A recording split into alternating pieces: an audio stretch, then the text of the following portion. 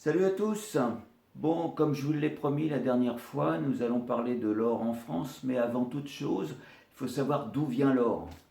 Alors, d'où vient l'or, surtout comment il a été fait.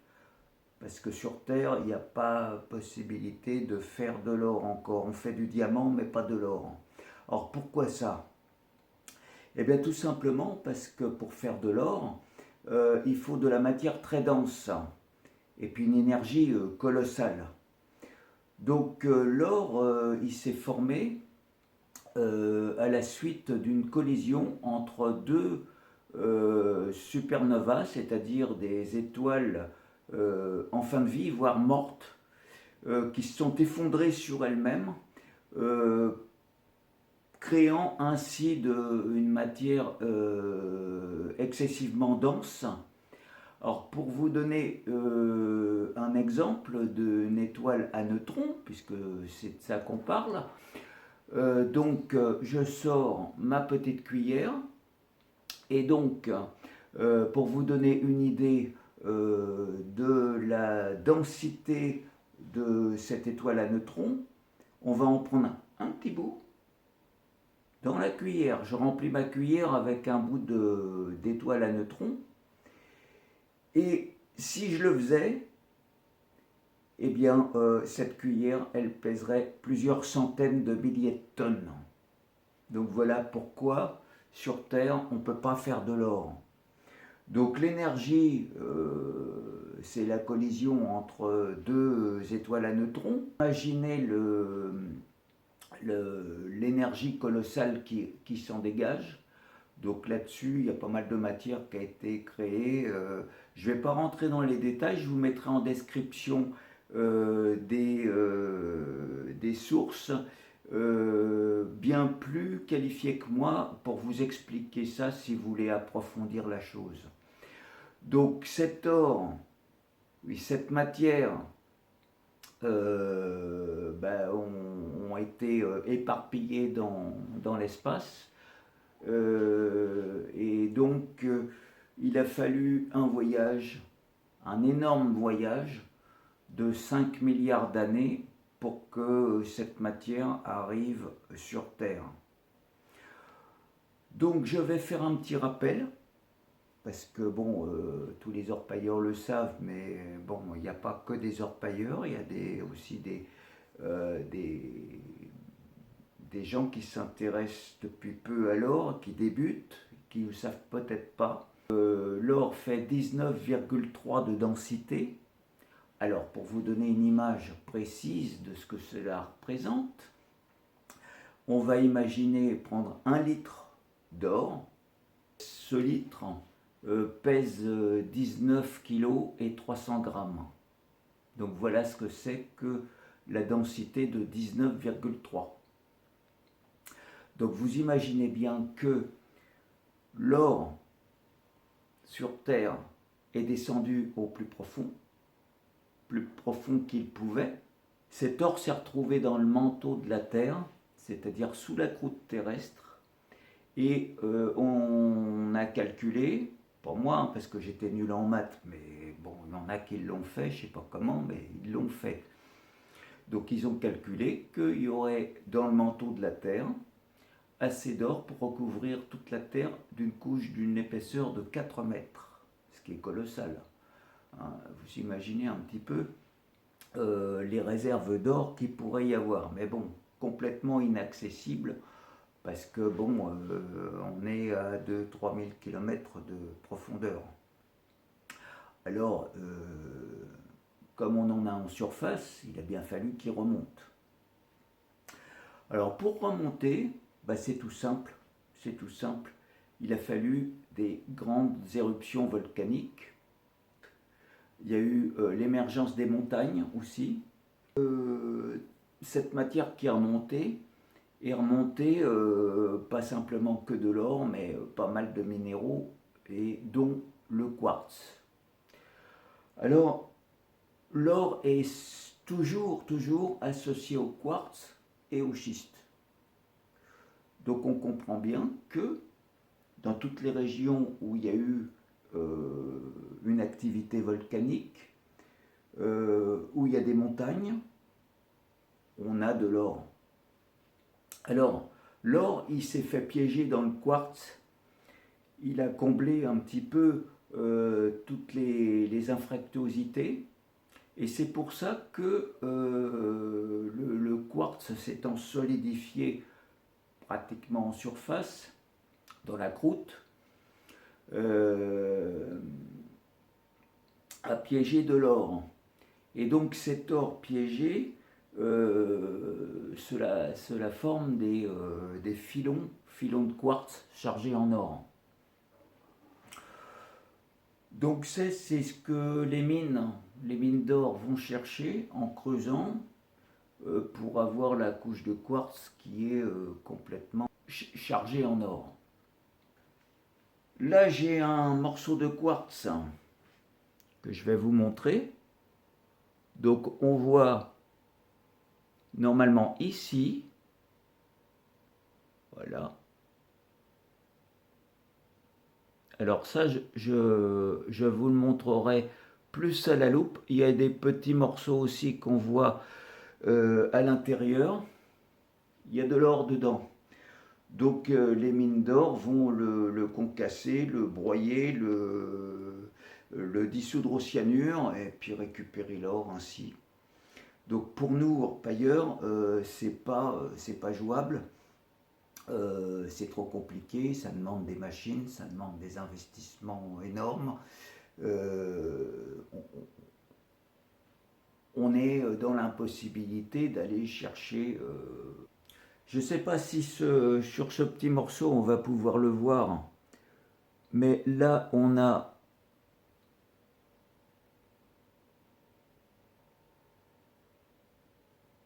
on peut voir un petit peu d'or. Là vous avez des brillances jaunes, des petits points. Ça aussi je vous le montrerai plus en détail à la loupe.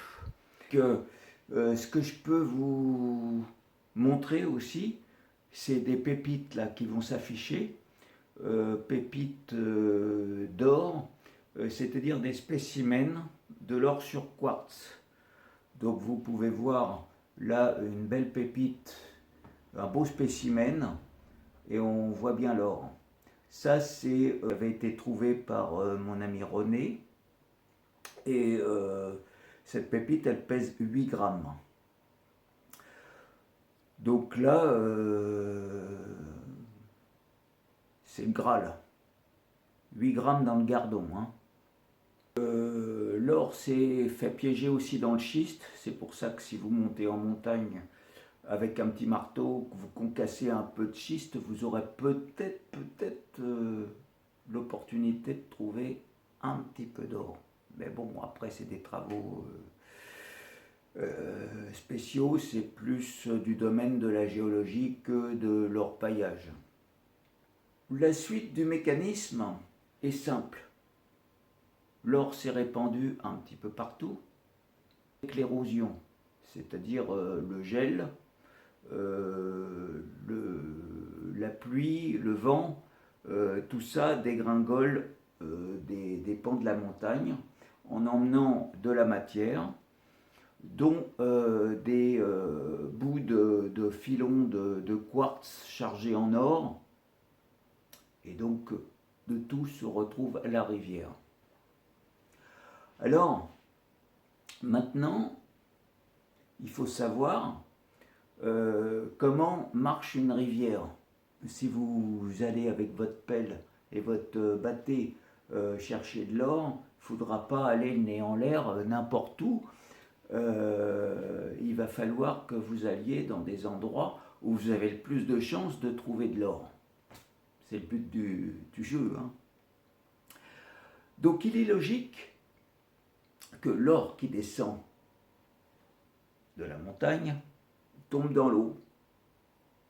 Mais sous l'eau, la rivière elle est constituée de plusieurs niveaux. Donc déjà il faut savoir que la rivière elle repose sur le bedrock, c'est-à-dire que c'est un lit de pierre constitué de roches aplanies par le temps imbriqué un petit peu comme un dallage. Et donc là, c'est un support. Alors, sur ce bedrock, on a une couche d'argile jaune qui est très malléable. Donc, vous allez pouvoir voir dans le pan du copain à qui j'ai fait la photo de son pan avec de l'argile dedans. Vous voyez la couleur. Sur cette argile, on a tous les alluvions, c'est-à-dire les sables constitués de tous les minéraux, tout ce qui est descendu de la montagne et qui s'est retrouvé à l'état de sable, usé par le mouvement. Ensuite, sur ces alluvions, on a une couche de galets qui vient refermer le tout. Et puis bien sûr, on a l'eau dessus. Alors je vous disais que l'or qui tombait dans la rivière traversait l'eau, traverse les galets facilement, il y a plein de passages entre les galets. Il arrive sur la couche d'alluvion, et là c'est un peu plus compact, donc il y a moins de passages, donc l'or ralentit. Mais dès qu'il y a une crue, tout vibre, et donc l'or continue à descendre. Je rappelle 19,3 la densité, donc pratiquement 20 fois plus que l'eau. Donc il se retrouve au fond. Et là où il commence à se bloquer, à être piégé, c'est dans l'argile. Ça fait un petit peu comme de la glu. Alors de l'argile, il n'y en a pas partout. Si vous remontez dans la montagne, la rivière prend des allures plus de torrent. Donc là, il y a un débit, un courant beaucoup plus fort qui lessive tout. Donc on a souvent le bedrock à nu. Alors pour partir de la montagne jusqu'à la mer, il y a quand même une distance importante. Donc là, tous les matériaux finissent par avancer. Je vous disais que l'or était piégé dans l'argile et dans le bedrock, dans les failles du bedrock. Ça veut dire que cet or-là, il ne va pas avancer comme un bouchon de liège. Donc il faut bien savoir que quand on va orpailler à un endroit, on prend de l'or. Chaque année, on revient, on reprend de l'or. Donc, on s'aperçoit vite qu'il y en a de moins en moins. Que les belles paillettes, il n'y en a plus. C'est de plus en plus petit. Mais bon, certains disent, oh, avec la crue de cet hiver, ça va se recharger. Bah, ils rêvent. Ils ont l'impression simplement que ça se recharge parce qu'ils ont travaillé à un endroit, ils n'ont pas tout pris. Et tout ce qui est en périphérie de leur trou, et ben, la prochaine crue, ça se reconcentre et ils en retrouvent l'année d'après. Mais on s'aperçoit vite qu'il y en a de moins en moins, il est de plus en plus petit. Et donc, c'est pas la peine de s'asseoir sur la berge en attendant que ça se recharge, puisque l'or, en fait, quand il est piégé dans l'argile ou dans le bedrock, il doit avancer avec toute l'épaisseur de la rivière, c'est-à-dire à la vitesse d'une plaque tectonique, c'est-à-dire 1 mètre par siècle.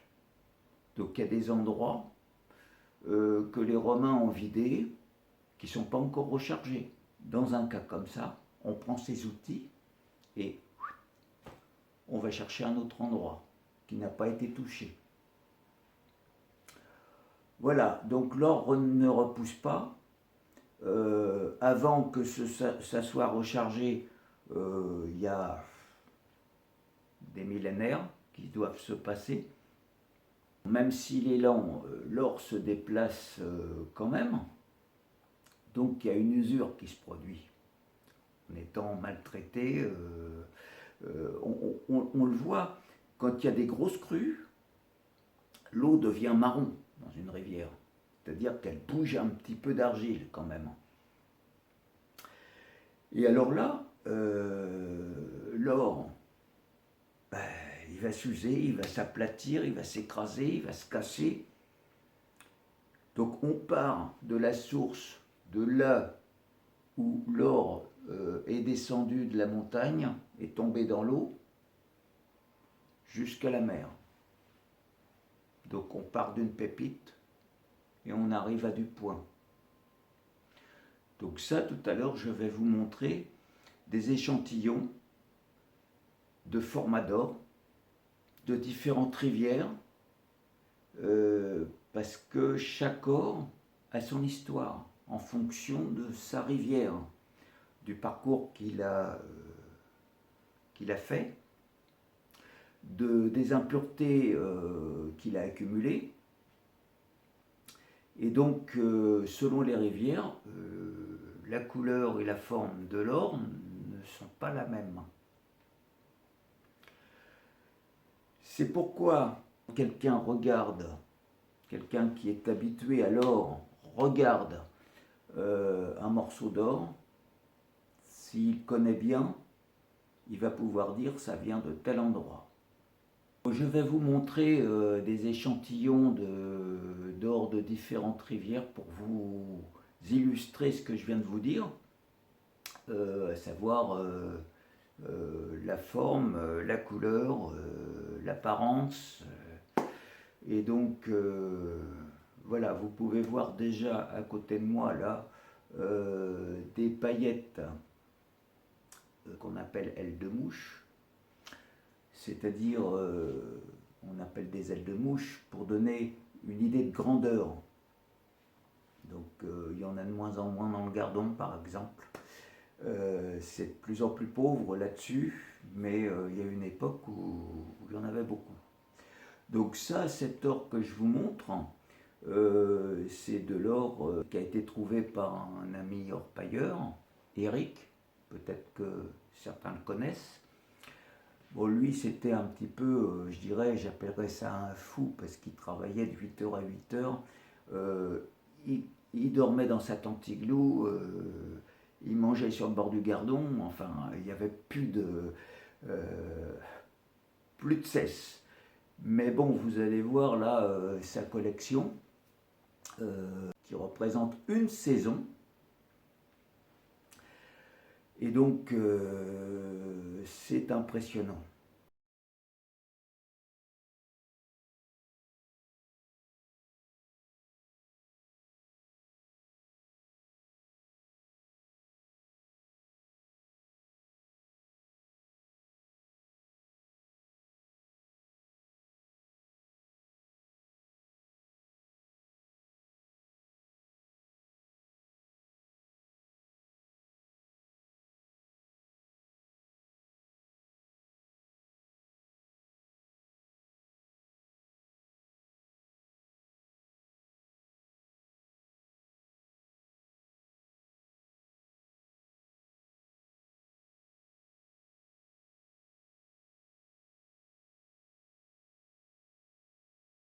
Alors je disais que l'or s'usait, se cassait, se transformait au fil de son déplacement dans la rivière.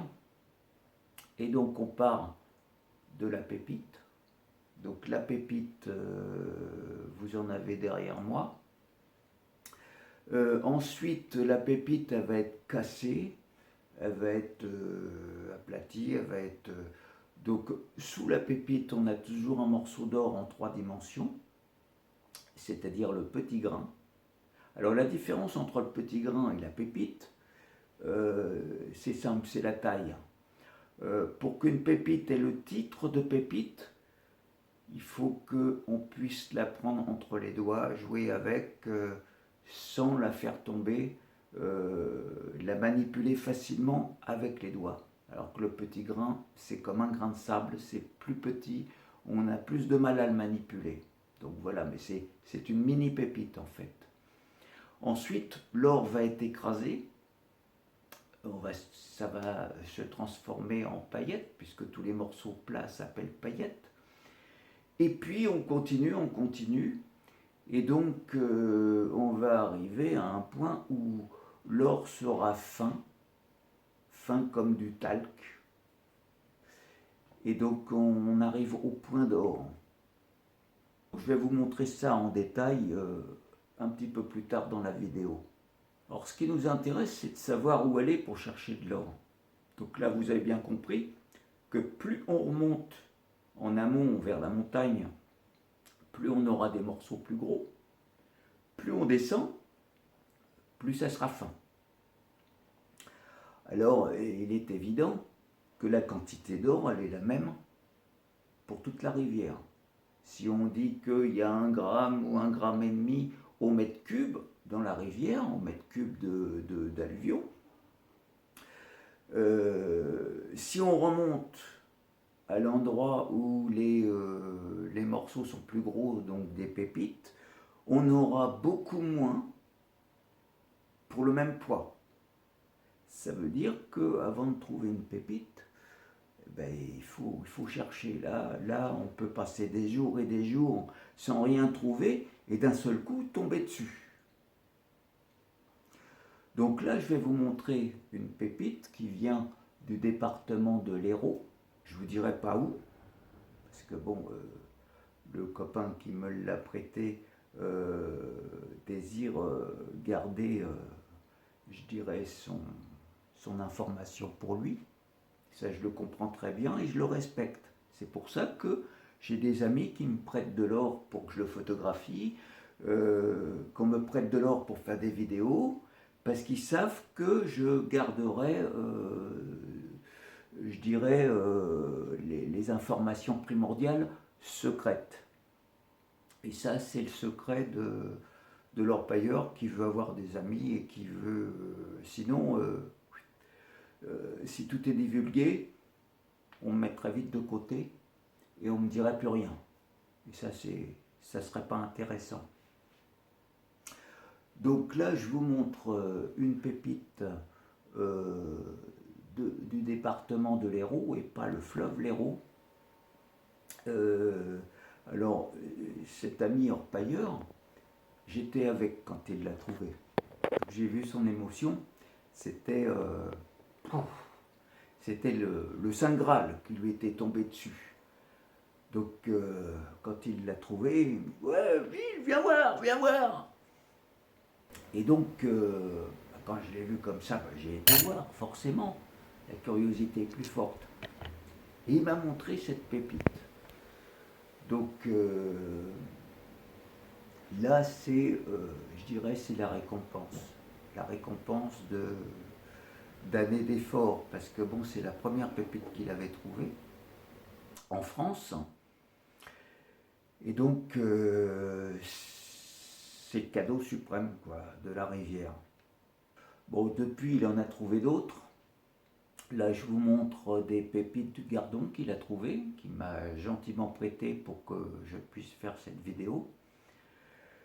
Et voilà, donc ça, là, c'est les pépites du Gardon. Elles sont plus petites, mais tout aussi intéressantes. Je peux aussi maintenant vous montrer des petits grains. Donc ça, ces petits grains, ils m'appartiennent. Bon, j'ai pas trouvé de pépites, moi. J'ai peut-être pas cherché assez, et puis je suis peut-être pas assez courageux pour arpenter la rivière et puis gratter pendant... voilà. Donc, peut-être un peu moins patient. Donc, pas récompensé. Mais bon, c'est joli et ça fait plaisir quand on l'a dans le pan. C'est joli. On ne le met pas dans le tube, on le met dans une petite boîte. Voilà, maintenant qu'on est passé au petit grain, on va passer à la paillette. Donc je vais pouvoir vous montrer des paillettes que moi j'ai trouvées. Voilà, donc ça c'est courant, c'est, je dirais, à chaque fois qu'on va orpailler, on en trouve. Donc ça c'est moins rare. Donc là, ce que je vous montre, c'est des paillettes du Gardon. Ensuite, on va passer aux paillettes de la 16. La 16 qui est à une trentaine de kilomètres du Gardon. Donc, vous pouvez voir que les paillettes sont différentes. Elles pètent un peu moins en couleur, elles sont un peu moins jaunes, parce que la 16 est plus chargée en argent. Donc là, il y a une contamination qui s'est faite. Donc l'intérêt quand on fait une collection, c'est de ne jamais mélanger l'or que l'on trouve en fonction des rivières. C'est de l'or, bien sûr, mais tant qu'il est à l'état naturel, sorti de la rivière, il a son histoire. Donc il se charge d'impuretés, d'autres métaux. Il ne suit pas le même parcours, puisque la rivière, elle n'a pas la même forme, elle n'a pas les mêmes débits.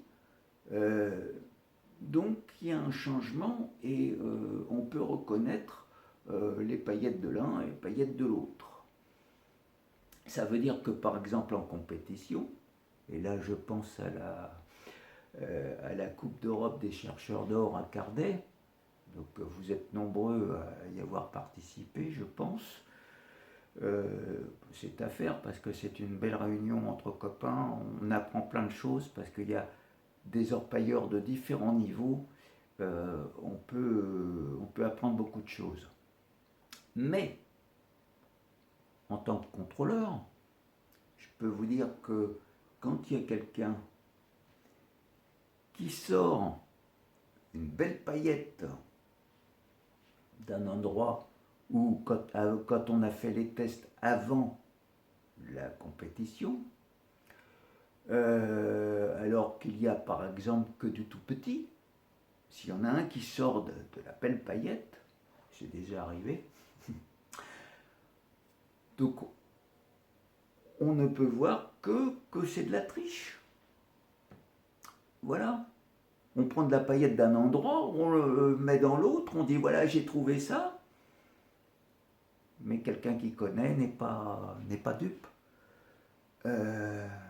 Donc c'est le côté amusant de la chose. Donc on peut voir que bon, c'est pas régulier. Ensuite, je vais vous montrer de la paillette du Rhône. Donc elle est beaucoup plus fine. On ne trouve pas de gros. C'est tout fin. Donc par rapport au Gardon, par rapport à la 16, on est plus petit encore. Donc vous voyez, il ne faut jamais mélanger. Donc je vous montre la couleur, bon elle est encore différente. Alors vous voyez, pour le Rhône, c'est pratiquement du point. C'est du tout fin. Bon, ensuite on a le Rhin. Alors le Rhin, vous voyez, c'est, je dirais, un peu plus gros. La couleur est différente encore. Donc pas la même pureté. Vous vous rappelez les paillettes du Gardon? Bon, le Gardon, c'est l'or le plus pur. On est à 22, voire 23 carats. Donc peu d'impureté.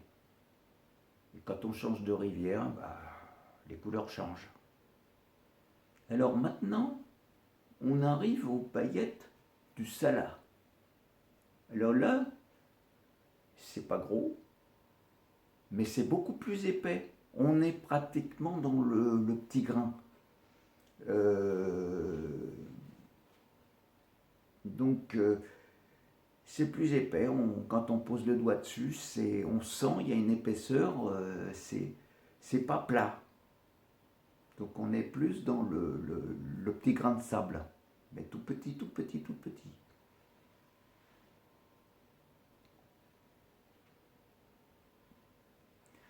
Alors maintenant, on a vu, parce qu'il fallait quand même des choses visuelles. À la vidéo, il faut voir de l'or, Donc là, j'ai fait une petite aparté pour vous montrer un petit peu les différences en fonction des rivières, que vous puissiez voir de l'or. Mais là, on va repartir sur la suite, c'est-à-dire où aller dans la rivière. Parce que la rivière, bon, il n'y a pas que en amont ou en aval, en fonction de ce que l'on veut, il y a des pièges. Pas les pièges pour l'orpailleur, mais les pièges pour l'or. Donc le premier piège, comme je vous l'ai indiqué au début de vidéo, c'est le bedrock. Alors le bedrock, c'est pas de la roche d'un seul tenant, c'est des roches imbriquées les unes dans les autres, c'est aussi des roches qui ont subi des usures. Donc il y a des failles, ce qu'on appelle des failles, c'est-à-dire des fissures entre la roche, les jointures de roche. Et donc là-dedans, comme je rappelle encore, l'or est à 19,3 en densité, bah, qu'est-ce qu'il fait? Pouf! Il descend dans le trou. Hein. Ça, il se cale. Une fois qu'il est calé dans la faille, eh ben, il ne peut rien faire. Il est coincé, il attend qu'on vienne le chercher. Alors ça, c'est pour en amont. Quand le bedrock n'est pas recouvert d'argile. Alors, pour les failles, il y a différentes techniques. Soit on peut y aller avec petite pelle, petit crochet, petits outils, petite cuillère, tout ce qu'on veut, tout ce qu'on peut, pour sortir la matière qui se trouve coincée dans la faille. Mais des fois, il y a de l'eau. Alors quand on regarde au-dessus de la surface de l'eau, ben, on ne peut pas trop voir. Donc là, il y a une astuce. Il y a une astuce pour travailler, je dirais, plus facilement. Visuellement aussi, parce que l'or, on peut le voir. On peut le voir avant de le sortir. On gratte un peu, on déplace un petit peu de matière plus légère pour qu'il n'y ait que le lourd qui reste. Donc là, les paillettes ou les petites pépites, on les voit. Alors il y a plusieurs techniques. Parce que là, avec le niveau de l'eau, c'est flou. Là. Donc il y a aussi se tremper la tête dans l'eau, s'allonger dans l'eau et puis avec un masque de plongée tranquille, on voit tout ce qui se passe.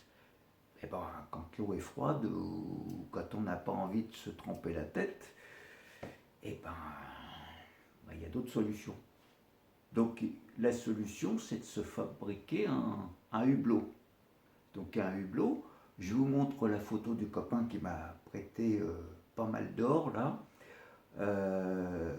Voilà. Donc on voit bien, il a la tête dedans, il est dans le sec, mais il voit très bien ce qui se passe. Et avec sa main, bon, bah, il peut travailler, il peut voir en détail tout ce qu'il y a au fond. Donc, vous voyez comment c'est fait. Hein, vous prenez un morceau de tuyau d'un diamètre, peu importe, et puis vous mettez un plexiglas transparent en dessous, collé avec de la colle PVC, et puis ça vous fait un hublot. Voilà, comme ça, vous pouvez même le descendre un petit peu pour être plus proche de la faille. Et donc vous voyez vraiment, et en plus avec l'eau, ça fait loupe. Donc alors là vous voyez tout ce qui se passe. Inconvénient, c'est qu'il peut y avoir un petit peu de buée, mais bon, là on arrive maintenant dans un endroit où il y a de l'argile. Donc l'argile, c'est un bon piège, très bon piège, c'est un des meilleurs. Et donc il faut chercher à creuser pour atteindre l'argile. Donc une fois qu'on est dans l'argile, on s'aperçoit qu'on a une concentration d'or plus importante, puisque bon, l'or s'est fait piéger dedans. Tout ce qui est dans les alluviaux au-dessus, bon, il y en a, mais c'est pas. Mais quand on arrive dans l'argile, alors là, c'est le max qu'on peut arriver pour cet endroit-là. Donc, on charge, on pétrit bien, et puis on lave. Alors il faut pétrir longtemps. Il y a un vieil orpailleur qui m'a dit un jour, Il m'a dit, Gilles, il faut que tu pétrisses jusqu'à temps que l'eau devienne claire. Enfin, il plaisantait un peu parce que là, c'est jamais fini sinon, hein. Surtout si on travaille à la rampe de lavage aussi. Donc moi, j'avais trouvé une technique. J'avais pris un seau, je l'avais rempli d'eau, j'avais chargé de l'argile dedans. Et puis j'avais pris une visseuse dévisseuse avec un malaxeur à peinture dedans et bzzz, bzzz, bzzz. Et alors là, ça marchait bien. Ça marchait bien. Seulement, il fallait 2 batteries minimum parce que bon, ça pompait, ça pompait. Mais bon, ça marchait bien. C'est une technique qui allait. Donc, quand on est dans l'argile, quand on a de l'argile, normalement, on a plus d'or que dans les alluvions. L'argile, la rivière, elle n'est pas toute droite, hein. Donc, part pas d'un point A à un point B en ligne droite, elle suit le terrain. Donc, en montagne, il y a des virages, elle suit le dénivelé du terrain. Donc, forcément, il y a des virages. Et les virages, ce sont des bons pièges. Alors, où aller dans le virage? À l'extérieur, à l'intérieur? Alors, ce qu'il faut, c'est privilégier l'intérieur du virage, c'est-à-dire la pointe, même si c'est pas vraiment bien prononcé, si c'est une courbe légère, ça fait toujours, enfin c'est l'intérieur du virage. Pourquoi? Parce que l'eau, quand elle va passer, elle va essayer de passer dessus, mais bon, si elle peut pas trop, elle va contourner quand même.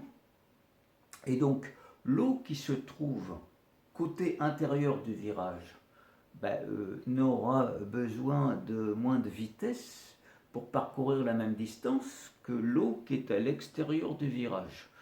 Donc, comme c'est une masse d'eau qui se déplace, l'intérieur du virage, il y a moins de courant. L'extérieur, ça lessive tout, ça creuse, ça repousse toute la berge, et ça emmène des choses. Alors qu'à l'intérieur du virage, le courant étant moins fort, les choses lourdes se posent. Donc l'or, mais aussi l'hématite, puisque l'hématite, on n'en a pas parlé encore, c'est un minéral, en fait au départ c'est de l'oxyde de fer qui a été chauffé par les volcans, et c'est une pierre brune qui a une densité importante. Alors sa densité fait 11. Donc de 11 à 19,3, c'est pas énorme. Donc dans une rivière, l'hématite se déplace à peu près pareil que l'or. Et les endroits où on trouve des hématites, s'il y a de l'or dans la rivière, l'or va être dans ce secteur-là. Donc voilà l'intérieur du virage. Je l'explique souvent en stage, puisque je fais mes stages dans un endroit qui est une petite courbe, mais qui est bien marqué, on voit bien. Il y a à l'intérieur du virage, on a des gros galets énormes, des roches, et quand on creuse, on a de l'hématite, on a des plombs de chasse, on a des boulons de machines agricoles, on a toutes sortes de choses lourdes qui sont emmenées par la rivière et qui se sont déposées là. Mais si on regarde la berge d'en face, qui est l'extérieur de la courbe, on s'aperçoit que sur la berge, il y a de l'herbe. Beaucoup d'herbe. Alors l'herbe, ça ne pousse pas sur les cailloux, hein, ça ne pousse pas sur les galets, ça pousse sur la terre. Et donc la terre, c'est léger. Donc on s'aperçoit vite que en face, c'est du léger qui se dépose. Donc on peut toujours aller faire des tests, mais on reviendra vite à l'intérieur du virage. Il y a les virages, mais on a aussi, dans le bedrock, on a des trous. On a des trous causés par l'usure de l'eau, des marmites, des sortes de baignoires. Et donc, l'or, comme je l'ai dit en début de vidéo, l'or est dense, 19,3. Donc, il plonge dedans et il ne peut pas ressortir. Donc, l'eau fait un circuit dans le trou. mais on ressort que des matériaux légers. Donc tout ce qui est lourd reste au fond. Alors c'est parfois difficile parce qu'on a des blocs de rochers énormes qui obstruent, mais quand on y arrive, ben, on est sûr pratiquement d'avoir une bonne concentration d'or. Sauf si quelqu'un d'autre est passé avant nous. Mais ça, c'est au petit bonheur la chance. Alors il y a les marmites, mais il y a aussi les chutes d'eau. Les chutes d'eau, il peut y avoir des chutes. Alors là où il y a du courant, c'est même pas la peine, l'or, c'est lessivé, il n'y a pas d'or. Mais après la chute, comme l'eau a usé le bedrock, on a une sorte de marmite en dessous. Donc vous avez le croquis. Qui fait que ça fait pareil que dans les marmites, ça tombe et ça reste au fond. Alors, on a un autre piège qui est différent, complètement différent, puisque ce n'est pas des obstacles qu'on va trouver dans la rivière, mais une configuration de la rivière. C'est-à-dire qu'on peut avoir un confluent. C'est-à-dire que dans la rivière, on peut avoir une autre petite rivière qui se jette dedans. Alors en se jetant dedans, elle vient couper le courant de la première, et donc il y a un calme qui se produit juste après. Et là, on a un dépôt d'or. Donc tout de suite sur la berge, on peut creuser, on a toutes les chances de trouver de l'or.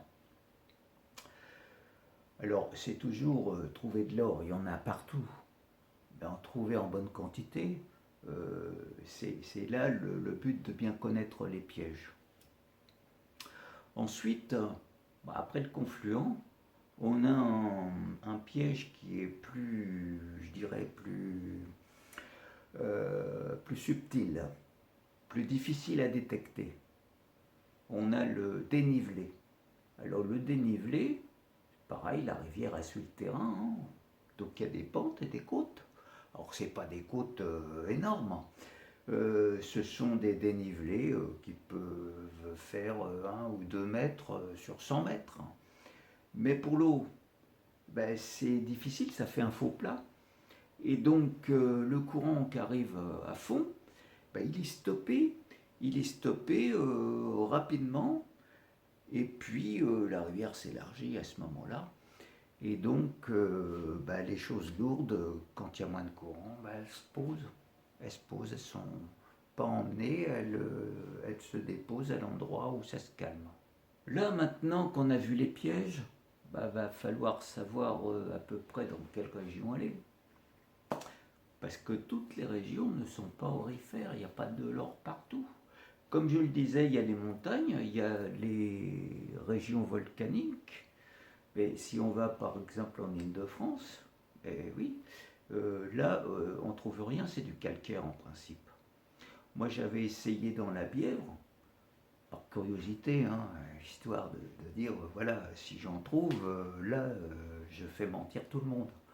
Eh ben non, j'ai même pas trouvé un point d'or. Alors c'est logique, hein, c'est calcaire, c'est en quartz, il n'y a pratiquement rien. Et puis voilà, il n'y a pas de montagne, il n'y a pas de volcan, donc l'affaire est réglée. Alors, dans le nord de la France, nord-est, on a les Vosges. Alors les Vosges, oui, il y a de l'or. C'est le massif des Vosges. Là, dans les rivières, les ruisseaux ou autres, vous pouvez en trouver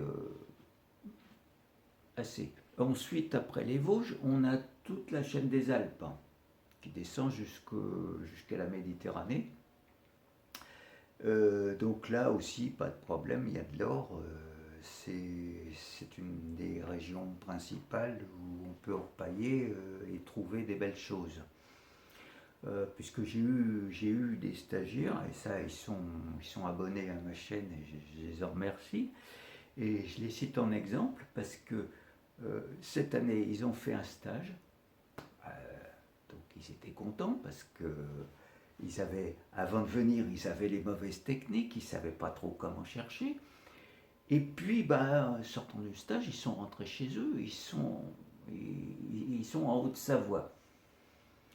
Et j'ai reçu un SMS de leur part, pas longtemps après le stage. Ils m'ont dit: Gilles, on a trouvé une belle aile de mouche chez nous, en Haute-Savoie. Donc, il suffit de chercher, de s'accrocher, et c'est ce qu'ils ont fait, et ils ont été récompensés. Alors bien sûr, entre le Gard et la Haute-Savoie, courage, parce que j'ai entendu dire que l'eau n'était pas chaude là-bas. Mais bon, bien équipé, on peut y arriver. Donc on a tout le pourtour méditerranéen. Donc évidemment, la région du Gard en fait partie. La large bande, mais bon, tout le sud de la France, il y a de l'or. Et puis on arrive, on a les Pyrénées. Alors là aussi, il y a pas mal de rivières aurifères. L'eau n'est pas chaude non plus, mais bon, il y a de l'or. Et je connais pas mal d'orpailleurs de là-bas qui orpaillent chez eux. Ils viennent aussi dans le Gard, mais ils viennent en été parce que chez eux il y a la fonte des neiges et c'est costaud température. Voilà, donc il y a la région du Limousin aussi. Alors la région du Limousin, il n'y a pas de montagne, c'est différent, mais bon, c'est pas très loin du Puy-de-Dôme, et tous les volcans à l'époque, quand ces volcans étaient en activité, le rayon d'action était très important, donc ça me semble logique. Et puis il y a une curiosité en France, une curiosité géologique qui fait que c'est totalement différent d'ailleurs. Il n'y a qu'un endroit en France qui est comme ça, il y en a d'autres, en Alaska il y en a, mais c'est la Bretagne. Parce que la Bretagne, on trouve de l'or, il y a pas mal d'or, et des belles choses, il y a des belles pépites qui ont été trouvées, voire même en mer. En mer, on a de l'or aussi. Sur des plages de sable fin, il y a des sables lourds chargés de paillettes. Donc ça, c'est complètement incohérent après ce que je viens de vous dire. Mais c'est la vérité. Pourquoi il y a de l'or en Bretagne? Et parce que tout simplement la Bretagne, elle s'est formée à la suite de soulèvements de plaques tectoniques. Donc il y a de la matière qui est remontée, donc de l'or. Voilà. Donc après, vous pouvez approfondir dans des livres. Je vous mettrai un lien aussi vers le forum, le site et forum d'Yvan Pujol, qui est très bien fait, qui a de nombreuses années maintenant. Et donc, il y a pas mal d'informations qui ont été mises dessus, et c'est je dirais, une mine d'or en information. Donc, si vous débutez, si vous cherchez des endroits où vous aurez le plus de chances de trouver de l'or, selon votre région, peut-être chez vous, allez voir ce site. Et c'est très bien fait. Et puis en plus, vous pourrez apprendre beaucoup de choses. Je vous parlais du Limousin tout à l'heure. Je vous ai montré un quartz coupé, et puis un autre cassé avec des petites particules d'or dedans. Donc là, ça vient du département de la Haute-Vienne dans le Limousin. Et c'est une ancienne mine d'or qui se trouvait là-bas. Et donc ce quartz, il vient de l'ancienne mine d'or de l'Orieras, dans le Limousin, en Haute-Vienne. Donc voilà, c'est une précision que je peux vous donner. Donc il y a des curiosités comme ça, des choses qu'on peut apprendre tout le temps. régulièrement. Donc j'espère que cette vidéo vous aura intéressé, vous aurez appris encore pas mal de choses, même si à mon petit niveau, j'essaye d'expliquer simplement ce que moi j'ai appris, entendu et vu et lu. Donc voilà. Alors n'hésitez pas, hein, il faut vous abonner parce que la prochaine vidéo, ça sera sur l'Australie. Donc là, on va voir l'Australie, on va voir comment on cherche de l'or là-bas, quelles sont les curiosités qu'on peut trouver, c'est-à-dire principalement du spécimen. L'Australie, c'est vaste. On fera principalement le WA, le Western Australia. Je pourrais vous parler aussi du Victoria. Et puis là-bas, j'ai vu pas mal de belles choses que je pourrais vous montrer. Donc des choses encore extraordinaires. Pas que moi j'ai trouvé, mais des pièces de musée, des choses, des pépites comme ça. Enfin, je vais vous en mettre plein les yeux encore. Donc n'hésitez pas, abonnez-vous, il ne faut rien perdre. Et puis, si vous me trouvez intéressant, voilà. Et puis, commentaires au cas où, hein, si vous avez des questions à poser, si vous avez des choses à rajouter que j'aurais oublié de dire ou de préciser, ou des demandes, des sujets que vous aimeriez bien voir sur d'autres vidéos, voilà, enfin bon, hein, un lieu de discussion et d'échange. Donc je vous souhaite une bonne semaine en attendant dimanche prochain. Et puis